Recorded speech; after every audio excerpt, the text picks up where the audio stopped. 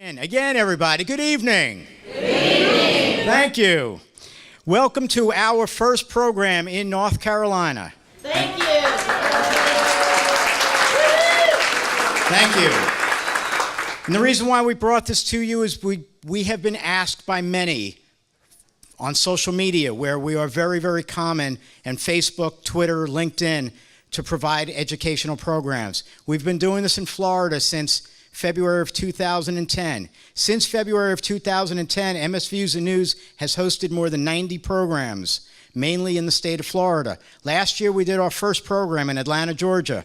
We had 175 people attend our first program out of the state of Florida. That made us know we were needed to get out of the state. Last month, we did Birmingham, Alabama. We had over 110. Tonight, we're here. We have over 100. Okay, and next month we'll be back in Atlanta again, and then hopefully we can do this kind of tour again, getting out of state and including South Carolina in the second half of this year, and then going forward as well.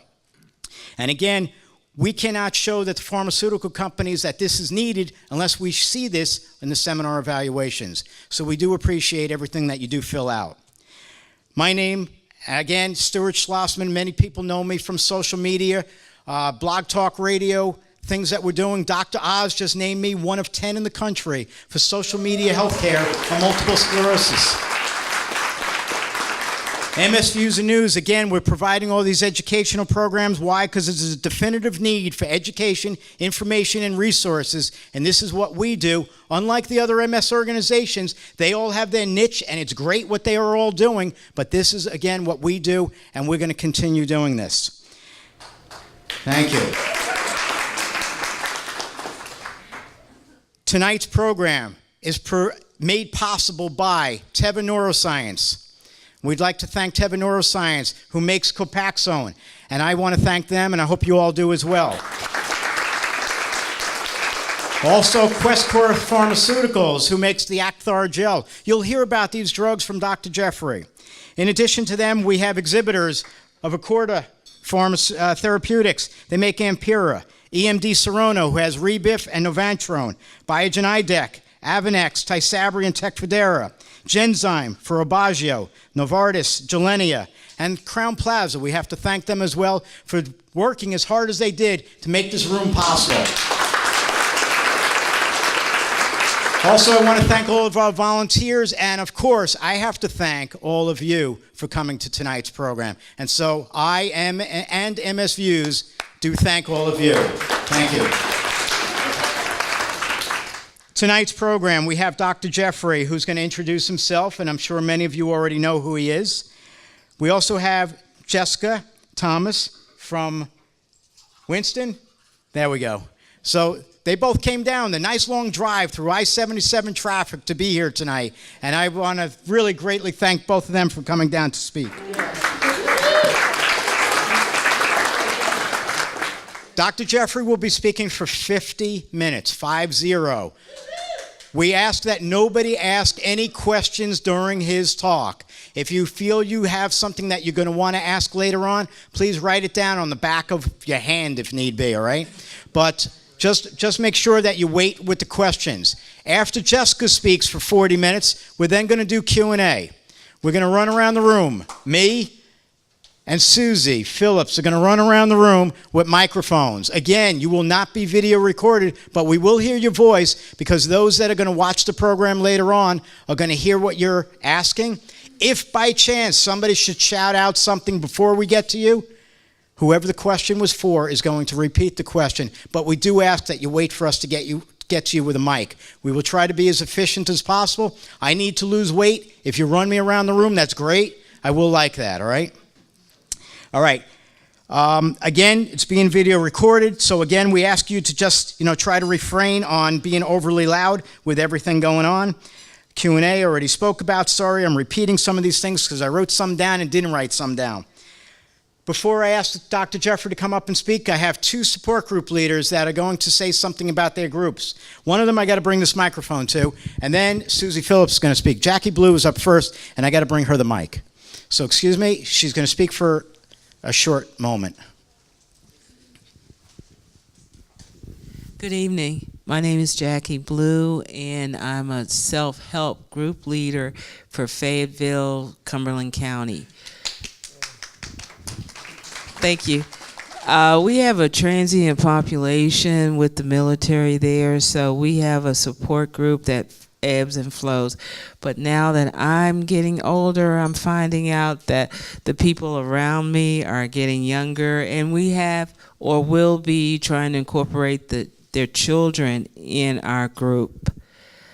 I'm shy, that's why I'm not on videotape, but I'm glad to be here.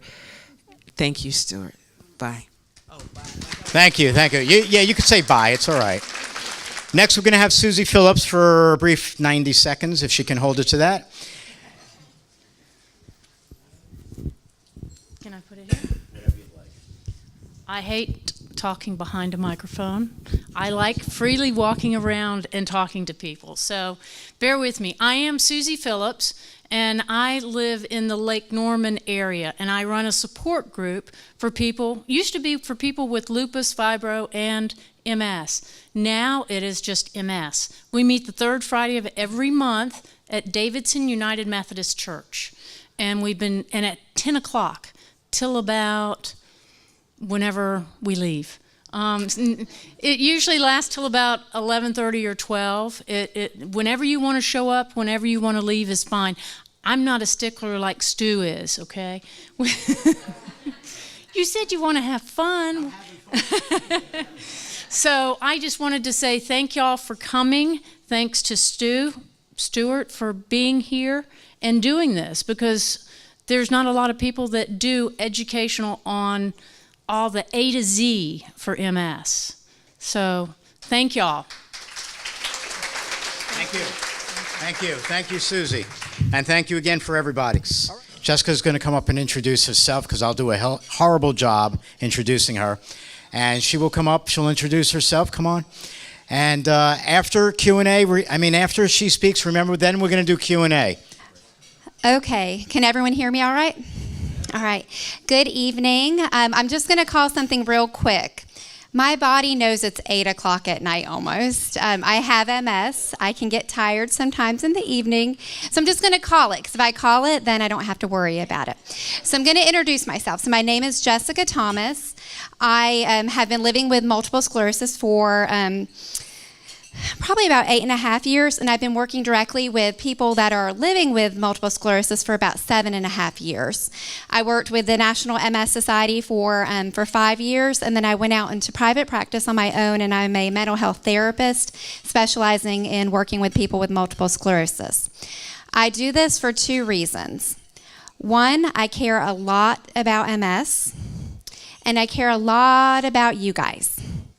So in my own journey with MS, I knew it was really important to focus on the emotional well-being, and that's now why I work with other people. So I might fumble through this for just a couple seconds, but I shouldn't be too bad. So I am presenting on something that's very important to me. I work a lot with people living with multiple sclerosis, and I work a lot with caregivers, people that love people with multiple sclerosis. And as we know, MS can affect both parties, right? MS affects the whole family, right? And so today, what I'm going to talk about, or tonight, it's clearly night, going to talk about a couple of things. So first is we're going to do just an overview of how MS interacts with the family. We're going to also do an integration of cognitive reframing. You may not have heard of this before, but cognitive reframing is changing the way that you think about something or perceive something. Now, I am not a bunch of gumdrops and roses, I promise, but you're going to hear me talk positive, because I think that talking positive and looking at things from a positive angle is going to put you in a better position with dealing with the reality, which is what you have anyways. And then I'm going to talk about relationships in MS, parenting in MS, and communication in MS, because we can all use a little bit of tips on communication. So my goal is to inform you, to educate you, and hopefully to empower you to have better communication and improve your relationships. And again, questions after the program. So this slide is near and dear to me. MS in my family.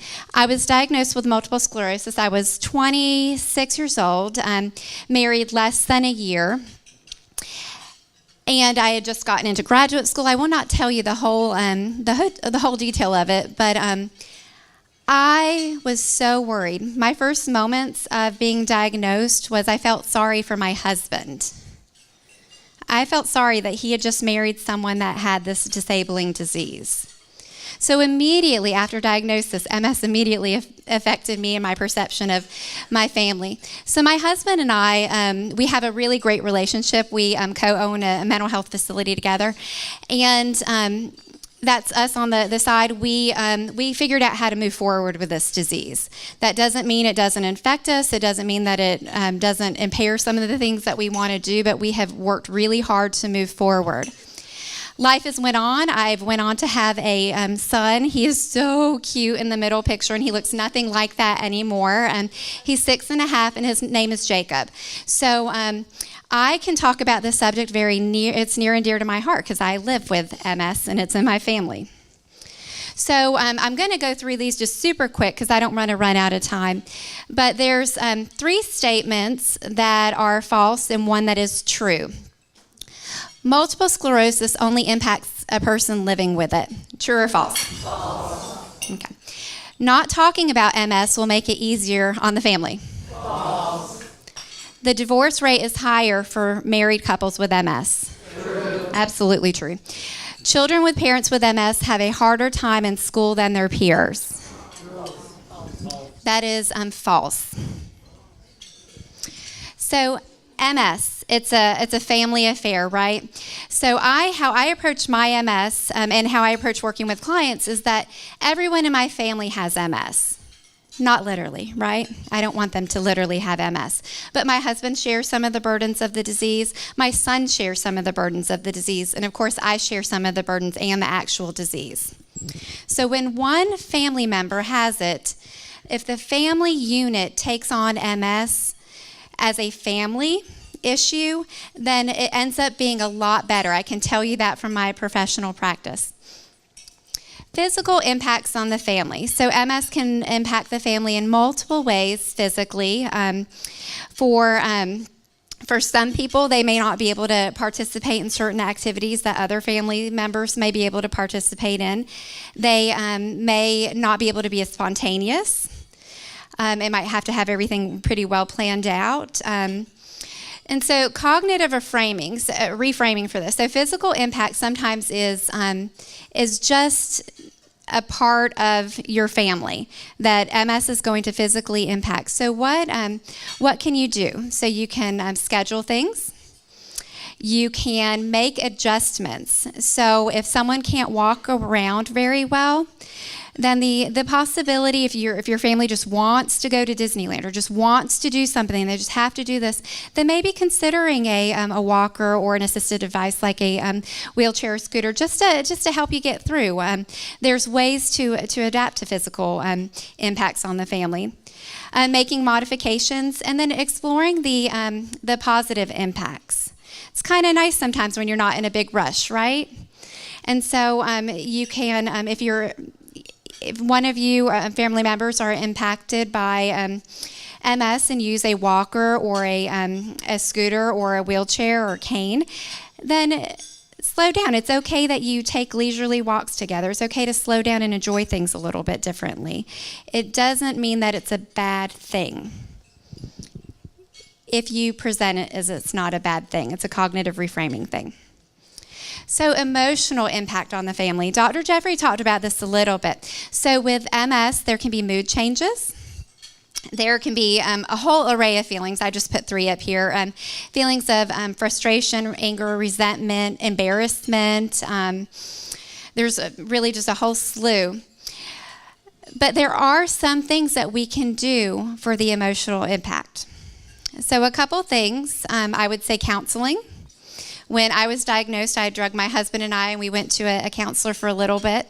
And I really wanted him to process it, but it was really me that had the problem. I was just worried for him. But so counseling is good. Exploring the need for coping mechanisms. So coping mechanisms are great things that we can do when we have things going on like stress, anxiety, sadness. So exploring the things that we can do to help control our emotions, because we are in control of some of the things that we can do, although we can't control always how we feel.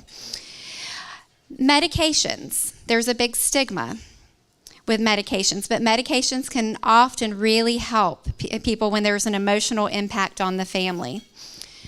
So far, physical and emotional is one, and then financial. With multiple sclerosis, a lot of times people are on limited incomes. They are, some are worrying if they can't do their job, if they're going to have to go out on disability. And then the general stress of finances, because I know personally what it's like in my budget every year to know that I'm going to meet my deductible, know that I am going to have co-pays for medication that my friends won't have. And so we have to make a lot of adjustments around some of the costs. So a cognitive reframing, so a positive way to look at this. It's the majority of Americans are struggling financially, right? It could possibly, I'm just going to silver line this a little bit, be okay to learn to live within your budget, within your means. Also, the MS community, I can tell you firsthand, there are gobs of financial resources for people like us. I was a social worker for the MS Society, and I managed a lot of the programs. There's respite care, financial assistance. All the drug companies have incredible patient assistance programs. So whereas someone that has a heart condition may not have a patient assistance program, the MS community has been really good in all realms to have financial assistance for people like us, because they realize that our disease is very expensive. I also would say another way to reframe is to get a financial planner. Find someone to help you work through your finances, because the reality is that if your finances are limited, they are limited. And if they are limited, what can we do to live within our means instead of just focusing on being stressed or anxious or worried? Meet with a financial planner and try to make the situation as best as you can. I'm not saying this is easy. I'm just giving you tools. So MS impacts the caregiver, care partner, spouse. So there could be role changes. I'm going to talk just a little bit about role changes in my house. With multiple sclerosis, I have fatigue, and it's probably my worst symptom. And even this week, I was laying in bed. I was exhausted. It was the morning, and I don't wake up early. My son does, and my husband seems to not need much sleep. And I said, I can't do his lunch today, and I can't take him to school today. I'm too tired. I need to rest. And so there's some role changes there. I work part-time, and I usually do all that sort of stuff, but there's times where my MS impacts my ability to do that. And so for my husband, he does have that. And I know for many people that I work with that the care partner may all of a sudden be taking care of the majority of the finances. They may be the only one working. They may be managing the bills. For one reason or another, roles change. And then becomes the possible change of a spouse to a care partner. One of the neatest things I've seen in my work is speaking with a couple and speaking with the spouse, and he said, when I look at her, she's my wife first. If we can look at the person with MS as our spouse first, and then look at it as someone I'm caring for secondary, it may help reframe it. I know for this couple in particular, it was very powerful because he loved her because she was his wife first, and then he was able to help and do all the caretaking, but it acknowledged where he was. So, is your relationship over-identified or under-identified with MS? So over-identified, some examples would be, you guys go out in orange all the time like I'm wearing right now, and you only do MS sponsored functions, and when you're going out, you're talking about MS and how MS has impacted your day, and all your conversations tend to be about MS. That's not healthy. It's not good. Under-identified. I see this too in my practice. Nobody talks about it. MS is almost a secret. That's not good either. MS is a part of the family, and we have to have them together and have everyone take ownership of MS being a part of the family for us to move forward. So some possible cognitive reframing, silver linings. MS can actually make you a little bit closer to your spouse. Did you know that? For me and my husband, I would certainly say that we have grown closer because of my multiple sclerosis. I've had periods of relapses. I've had periods where my foot was numb. And through that, my husband and I have learned how to communicate well. We've learned the important things. And so there's a lot of things that could possibly come out of having MS in your relationship that could be good. And then the last, tip I would give you is to strengthen your social relationships. Make sure that you as the care partner are getting the support that you need, and make sure that you as a person with MS are getting the support that you need. So it may be from your church, it may be from your friends, it may be from your family, but you both need outlets of support. And neither of you should stop doing things that you love. And I'm sorry, I can't balance this very good between the two.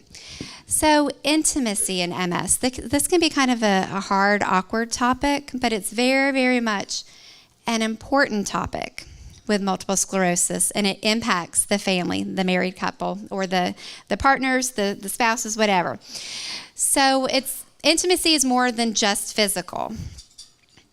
It's about communicating, it's about touch, it's about trust, it's about a lot of different aspects. But intimacy can be affected in many ways with MS. And so Dr. Jeffrey mentioned some of them in that list that he had of symptoms. So the first one could be, intimacy could be affected because of failure to have an erection. It could be numbness. It could be failure to have an orgasm. So that could be the beginning. And then secondary things might be that you have maybe bladder issues or bowel issues, and that's kind of embarrassing, or it sort of impacts intimacy. You could have fatigue, just not be in the mood. You could be really tired every night. And then the third one would be the emotional layer, that your loss of mood, maybe loss of self-esteem. I see that a lot in clients that I work with, that they may have a secondary issue like the bowel and bladder issues, and that impacts their ability to go forward with intimacy with their spouse. And if you don't have intimacy, it's difficult, right? And there's all sorts of different layers to intimacy. It's not just the physical action of having intercourse, but that does impact if that's missing. So resources. Talking with your partner. This is an area that is so incredibly important. I can't stress it. If you are having problems with your mood, with symptoms, you need to talk with your partner about it and let them know, and not let there be a silent spot where we're just not mentioning what's going on. Increasing other types of intimacy. So I'm going to share one quick story. I love this time clock, but it actually gives you a little bit of anxiety. I was once in the home of someone that had progressive MS, and I went into her home. I do this for some people in my area, and provided counseling services to her. And we were talking and such, and I was asking her how her bedroom was set up. And she said, "Oh, well, you can go back there and look." And it was the most beautiful thing I had ever seen. It was a huge bed with, I guess it was maybe like a California king, if you can imagine the frame size, with a hospital bed inside and a twin bed inside. So they still had the ability to sleep together. That was incredible. It gives me chill bumps just talking about it. I took pictures and I showed my husband. I said, if I ever need a hospital bed, I want it to look like this. So there are ways to have intimacy. They can talk. They didn't lose that ability to lay in the same bed at night, so to say.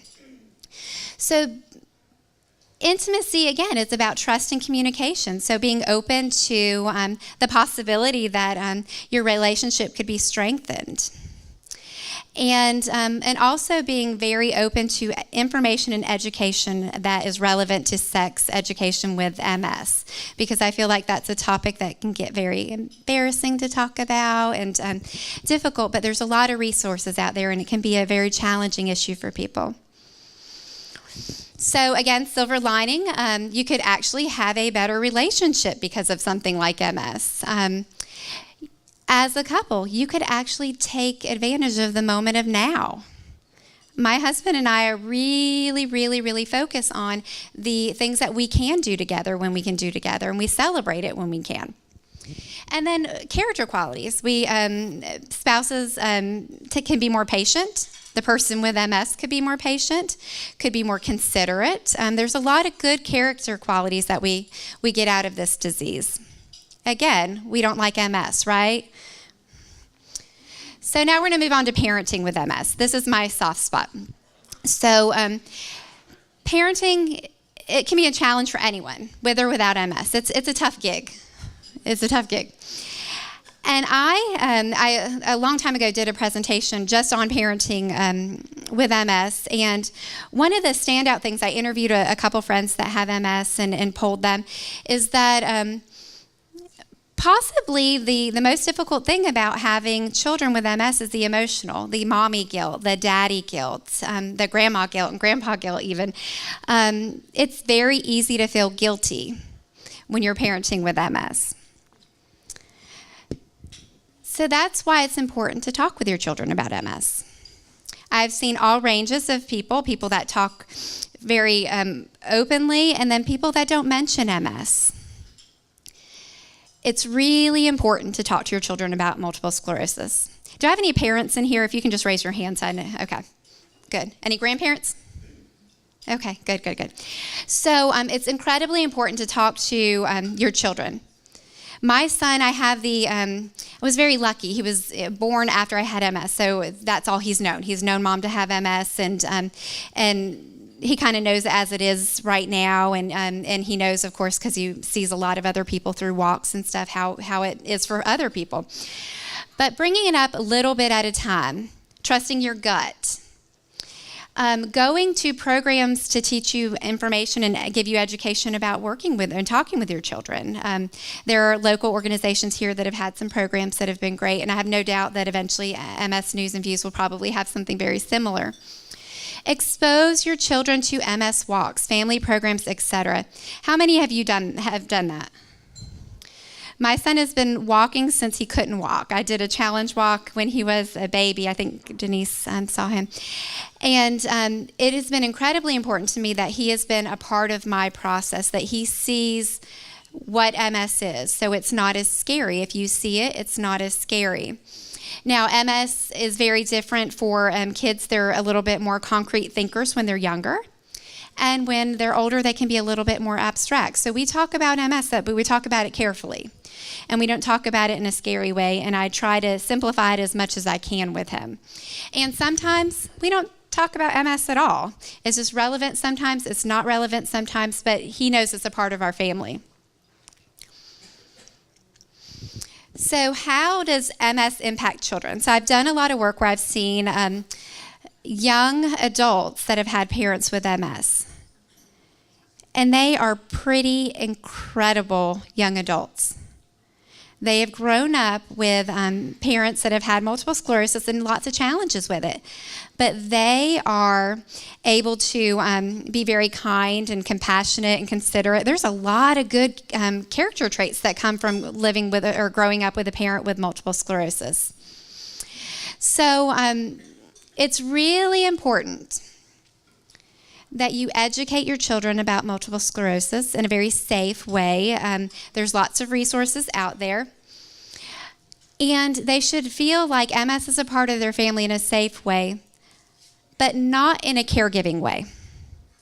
Your children, young children, teenage children, should never be placed in the role as a caregiver, because that puts them in a very difficult emotional position. So when I say caregiver, I mean like maybe assisting with baths, assisting with bowel accidents, that sort of thing.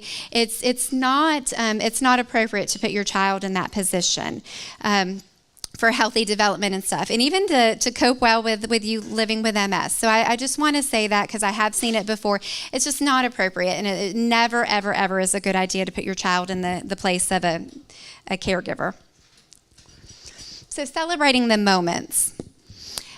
I'm going to tell you a story real quick. I'll try to make it quick. So my son, again, he has only known Mom to have multiple sclerosis. That's all he knows. And we were at a MS walk, I think, 2 years ago at this point. And that little guy is built for speed. He's like so fast. And he likes to run. And I like to run too, but it's really more like jogging and walking and catching my breath and stuff. And we went to that walk, and he got to the front of the line, and he said, Mom, I really want to run. And it was a cold, brisk day. It looked sunny. It was nice, but it was nice and cool. And guess what? I wanted to run too, because I knew summer was coming up, and as soon as summer hits, forget it. Not happening. So I said, me too. And so we took off and we went running. And we ran the whole MS walk. We were just in front of the group, and it was just about me and him. My husband was behind me, casually walking as he normally is, and that's cool. He's just a good support, good anchor. And when my son and I ran, as we ran, we talked about MS. We talked about the summer coming up and how Mommy gets really fatigued in the summer, and how cool it was that I was able to run with him, because, there's been times in my life where I haven't been able to. And so we really took that moment and celebrated it.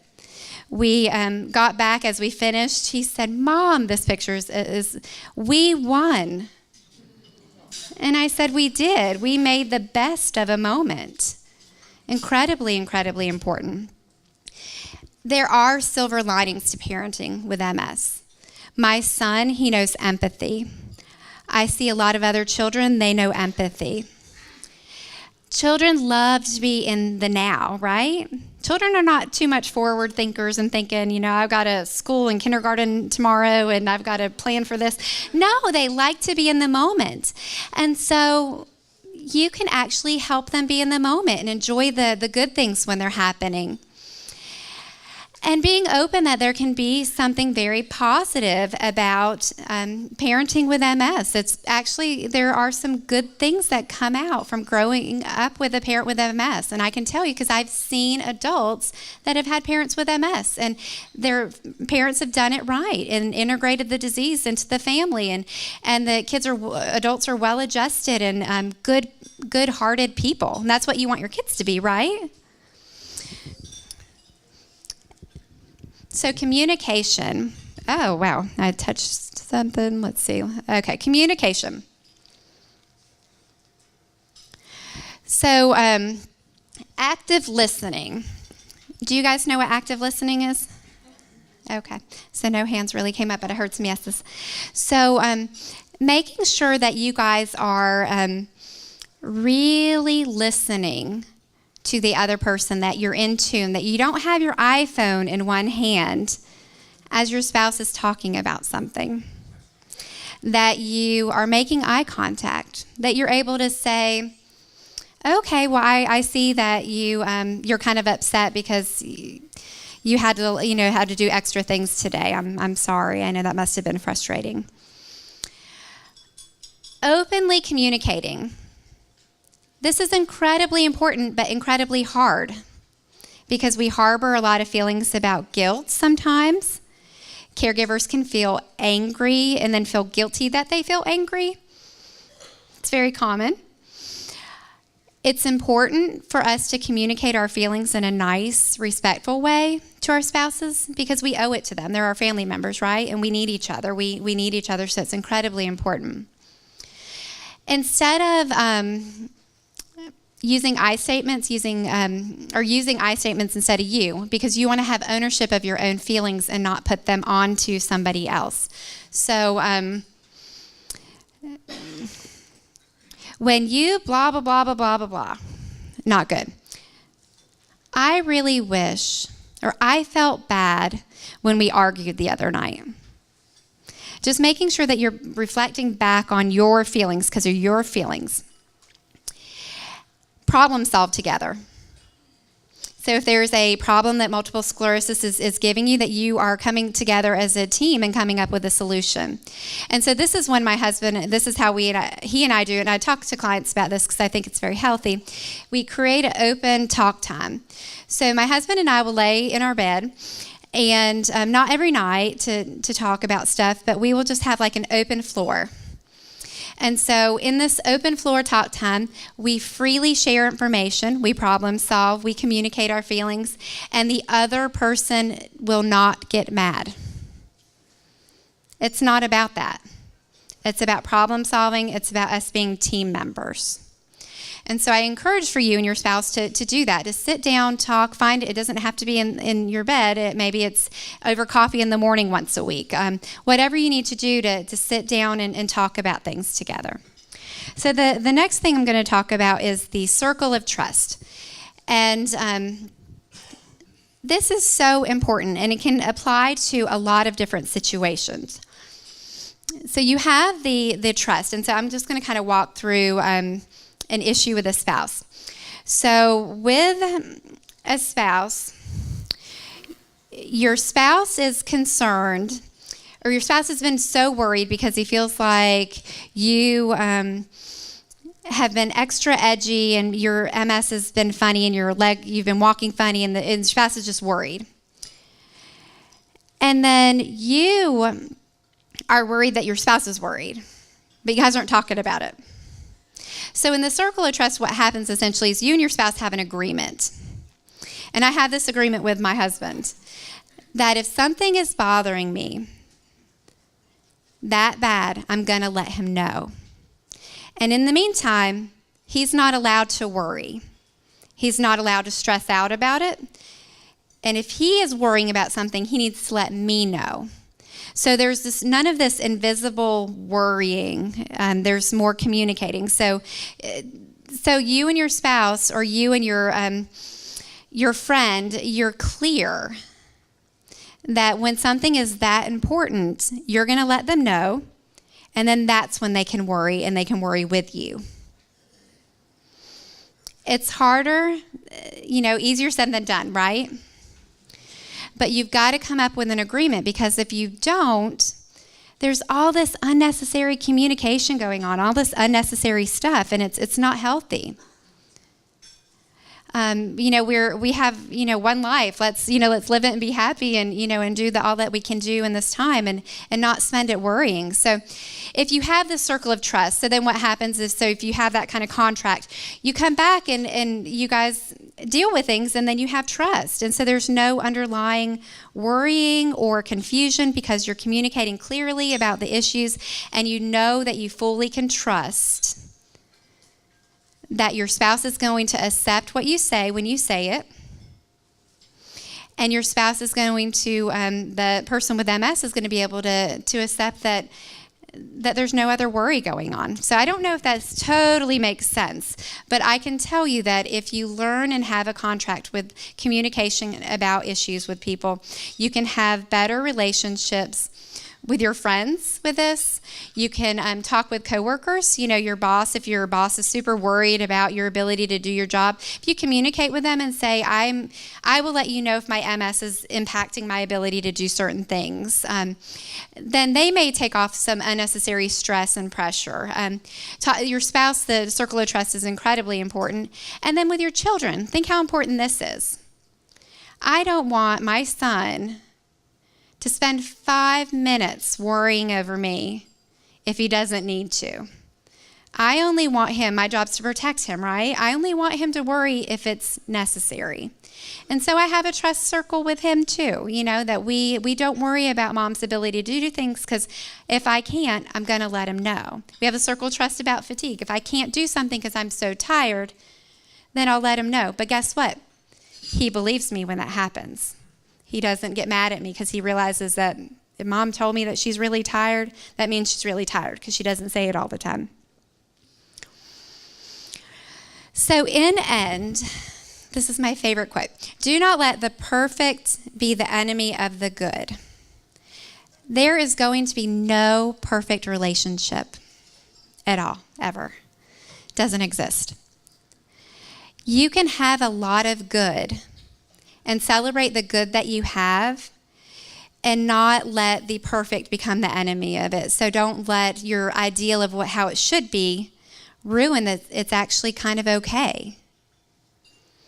So luckily I finished, I think I evened Dr. Jeffrey out. I finished about 6 minutes early. So thank you so much. I think we're going to, go through some questions and answers after this point. And Stuart's going to walk up too. Thank you so much. Ended quick. You ended so early. Oh my God, what happened? Great.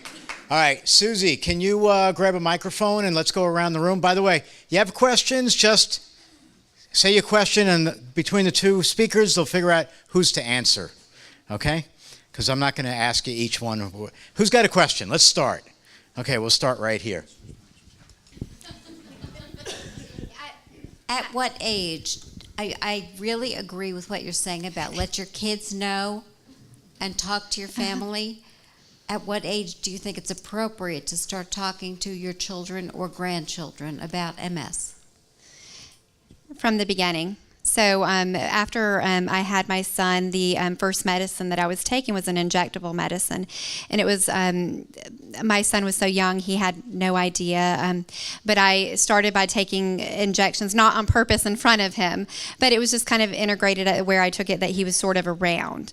As little as he's been to MS walks, I encourage communication, even if it's just very simple communication. Say that you have a 5-year-old that you were just diagnosed and you have a 5-year-old.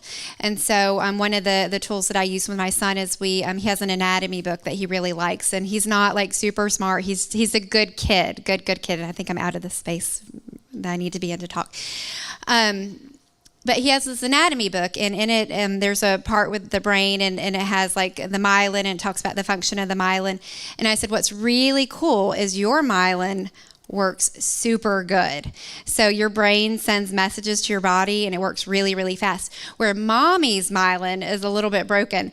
And so when it's broken, it means that sometimes I don't get the same messages quite as fast. So it might take me longer to understand something, or a little bit longer to do something. So that's a good example if you have like a child that's, maybe 5 years old or 6 years old, 7, explaining symptoms like how you experience them. So if you're so tired, you could explain, I know I just slept last night, but I'm so tired, like I didn't take a nap and I didn't sleep last night. That's how I feel. Or do you remember when we stayed up New Year's Eve and how tired you were?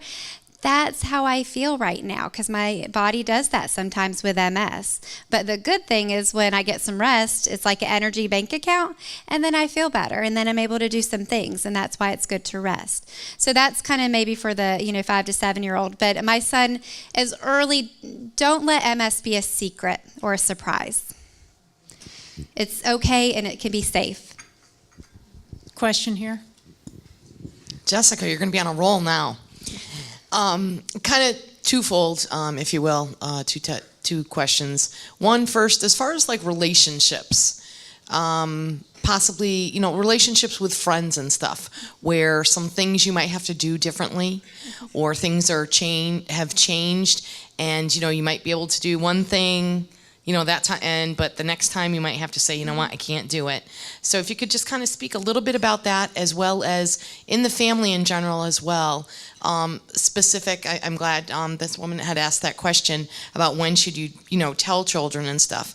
How do you kind of educate as far as like your own family, like the importance of that? So say, for example, a niece and a nephew. Okay. So, Thank you. So the friends thing.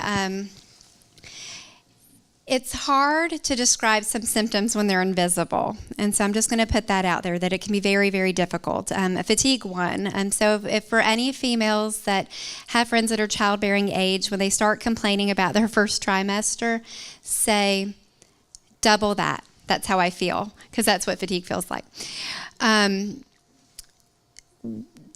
For answering both of them, it starts with education.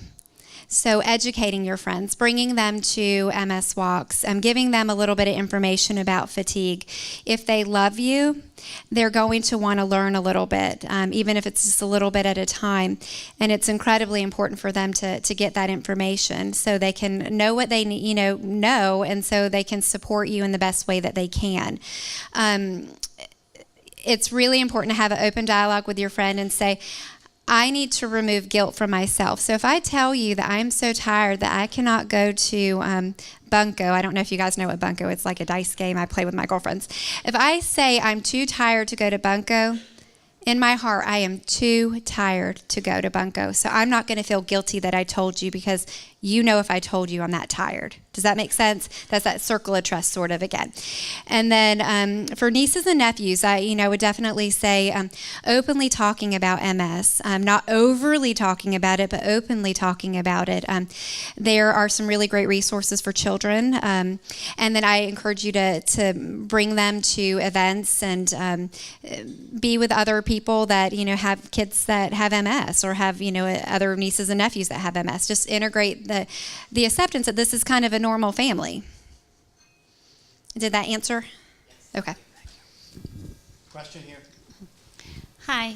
Hey, Jessica. It's Robin. Hey. Hey. So, first question, actually, can I ask three or just one?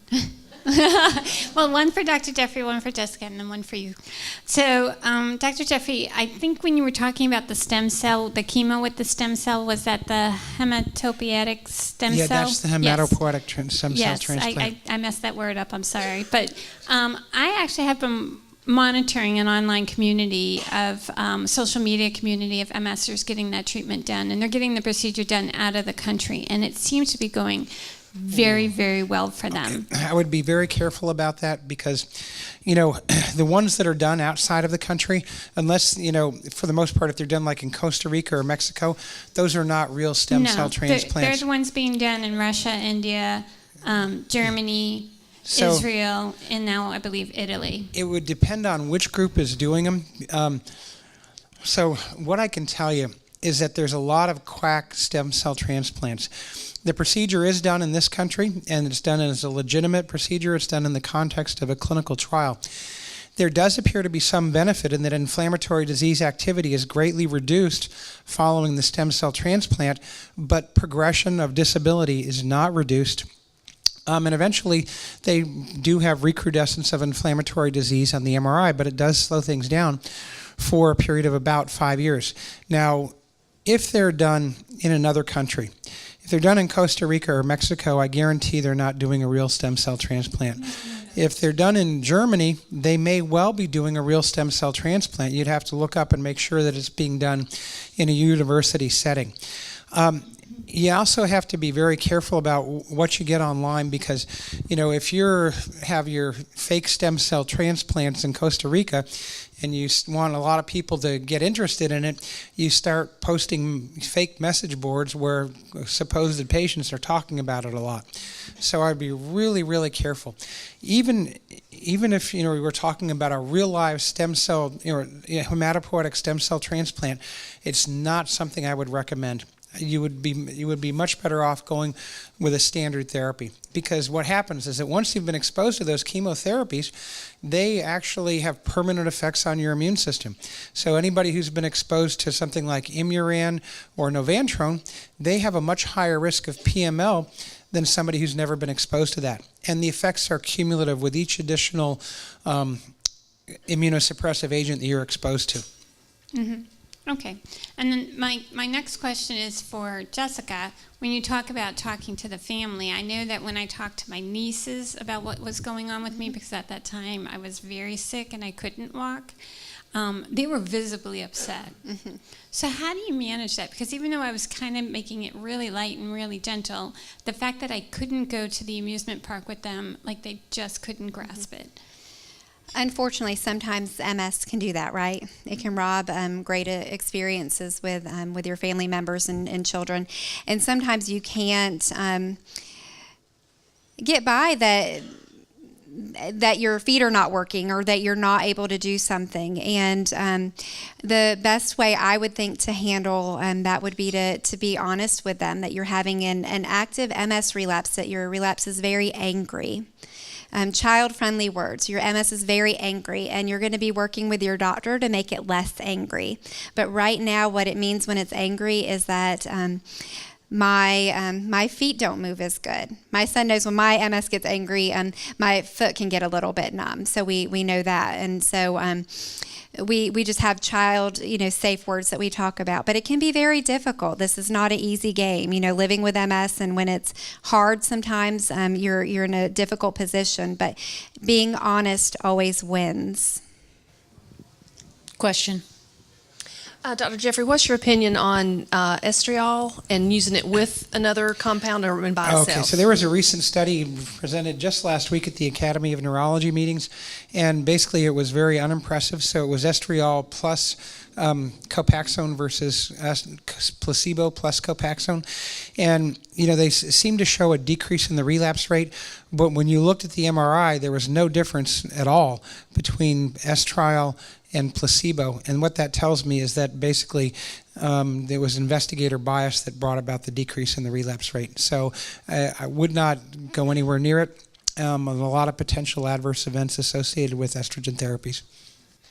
Question I have in the back here, but before I do, for anybody that's leaving early, please remember we need your seminar evaluation forms. So Jill's right here by the back door. If you're leaving early, please just drop it with Jill on the way out. Thank you. All right, question here. Hi, my name is Lenny Peretti. I want to thank both of you speakers. My question is for Dr. Jeffrey. For secondary progressive, which is what I have, the medications that you spoke about that are coming in the pike 2016, is that geared up for that, or is there anything? Okay, so people are looking at those drugs for progressive MS. Once again, we don't have a drug which is approved for progressive MS, but sometimes when we try to treat progressive MS, we really do a lot better than we think. So even back in the early 90s, I had one patient who had clearly secondary progressive MS, and when I started him on beta-seron, he stabilized out and didn't worsen for many, many years. And even then, only a little bit. I still see him. He's not much different now than he was back then, except that he's 80 years old.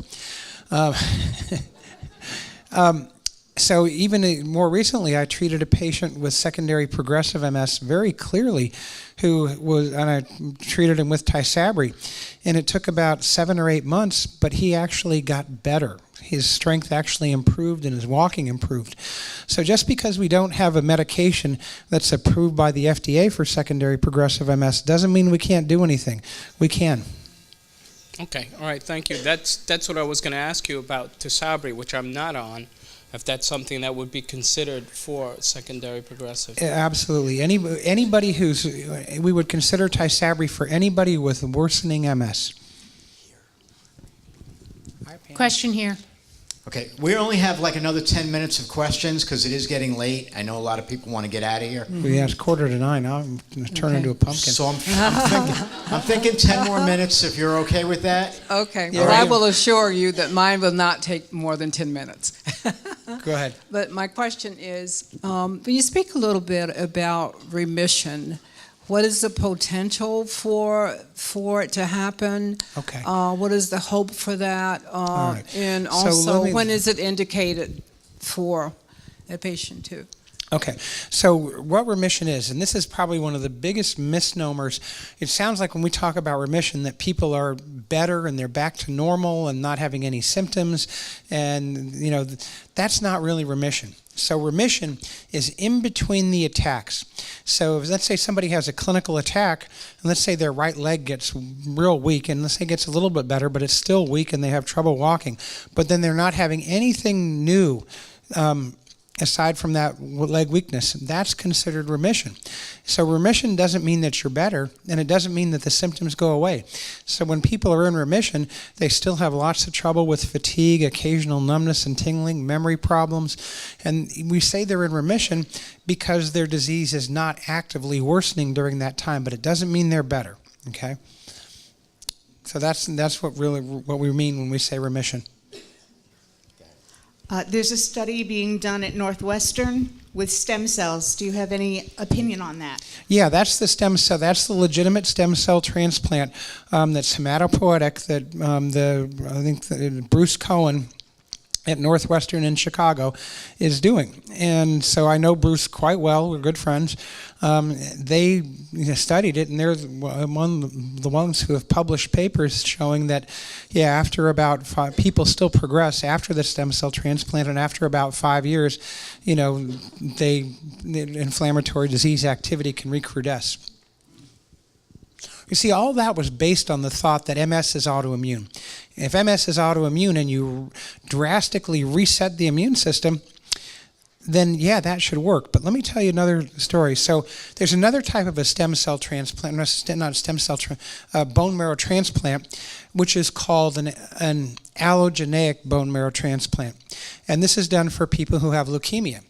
And so what happens is that you take a person, you completely eradicate their immune system, and you transplant somebody else's immune system into them. And so you give them a brand new immune system. So if MS were an autoimmune disease, you would expect that to cure the MS. Problem is, it doesn't cure MS. So I've had one patient who I published who actually had leukemia and got an allogeneic transplant, and it cured his leukemia. That was gone, but his MS was still there, and he still had optic neuritis. And then there's other papers published in the literature showing that people who had brand new bone marrow or brand new immune systems transplanted still had active MS.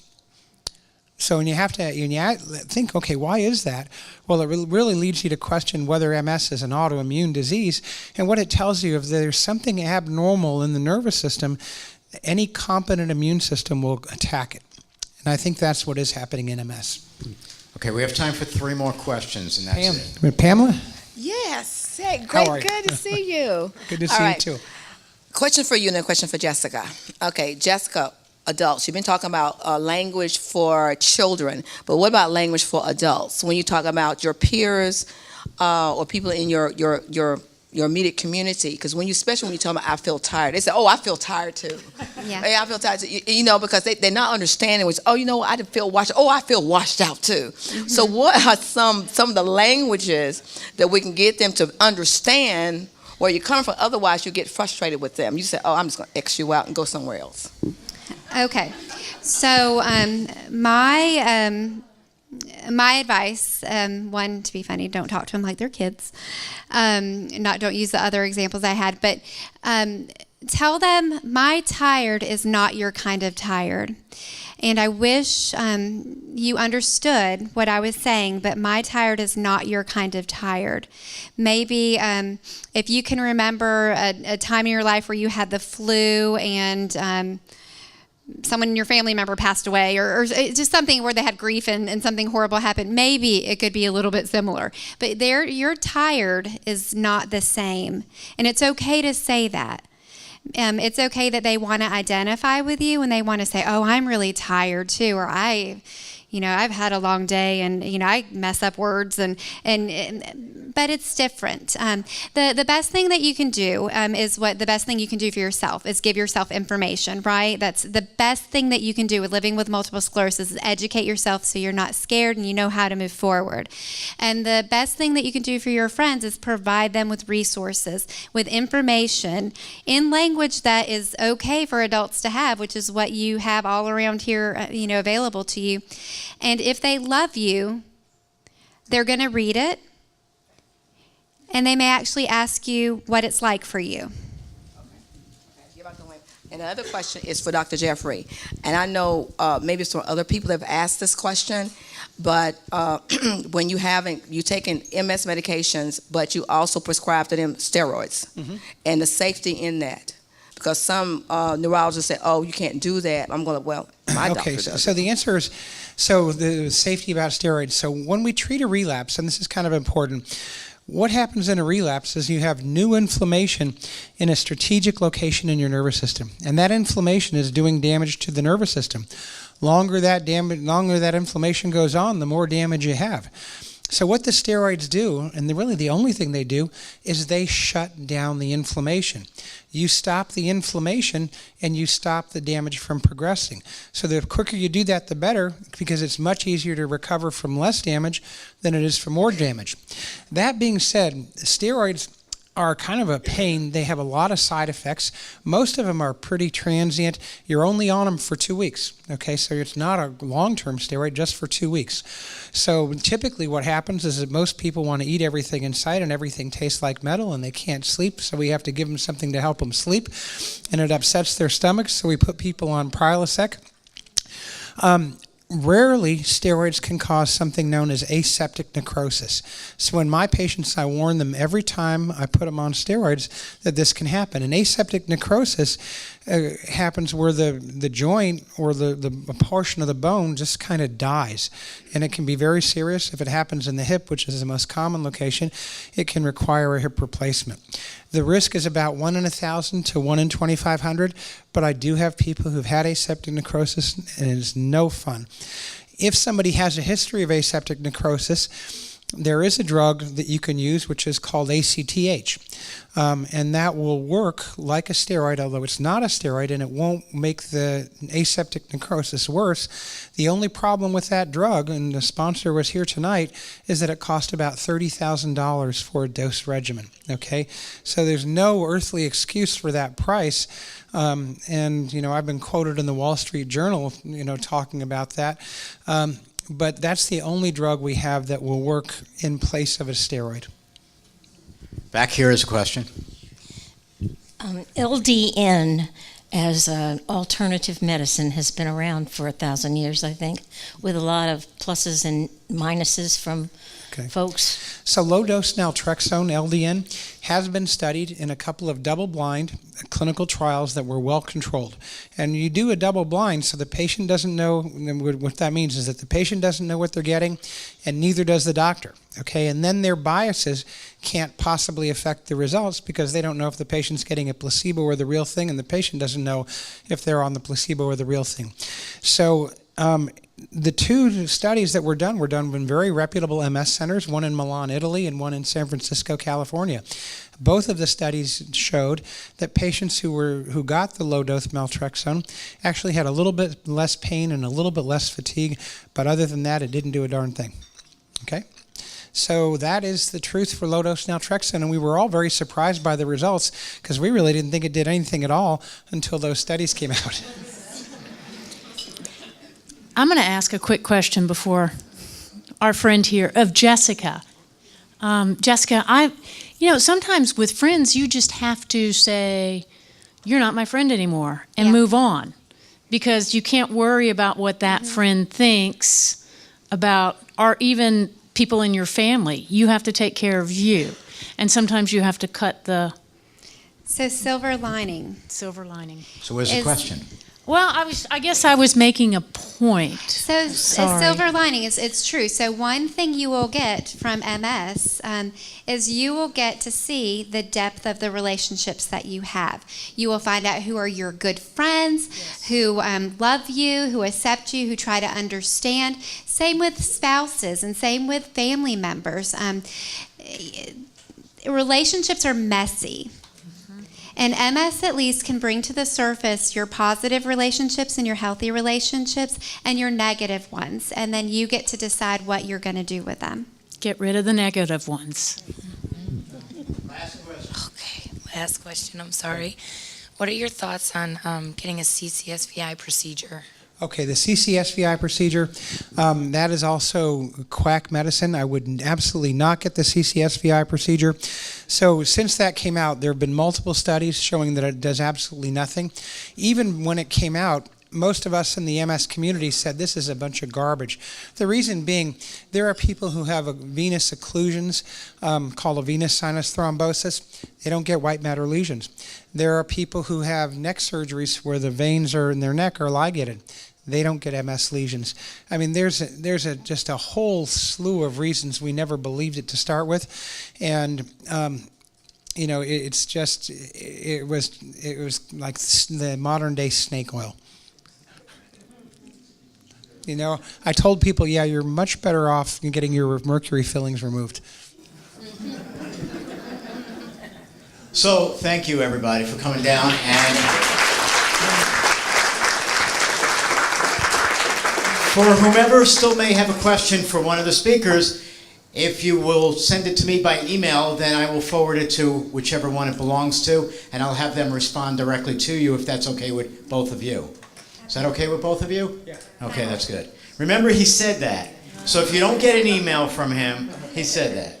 All right, thank you for coming down. And next, we have those raffles.